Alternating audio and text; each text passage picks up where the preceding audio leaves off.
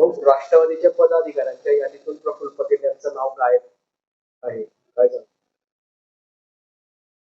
अजित पवार यांचं निधन झाल्यानंतर राष्ट्रवादी पक्षामध्ये काही फेररचना सुनेत्रा पवार यांनी केल्या.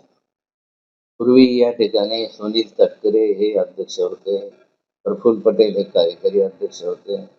आता त्यांनी त्याच्यामध्ये सुनेत्रा पवारांनी बदल केला, कारण त्या सर्वानुमते आता सुनेत्रा पवार या ठिकाणी अध्यक्ष म्हणून निवडून गेले.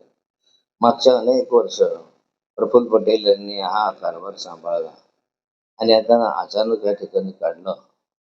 आता याचं कारण तर सुनेत्रा काही सांगू शकतील. चुकून नाव राहिलं असेल ते दुरुस्त करण्यात येईल असं सुनेत्रा पवार म्हणतात. चुकून नाव राहिलं असेल ते दुरुस्त करण्यात येईल असं सुनेत्रा पवार म्हणतात. चुकून नाव राहिलं असेल ते दुरुस्त करण्यात येईल असं सुनेत्रा पवार म्हणतात.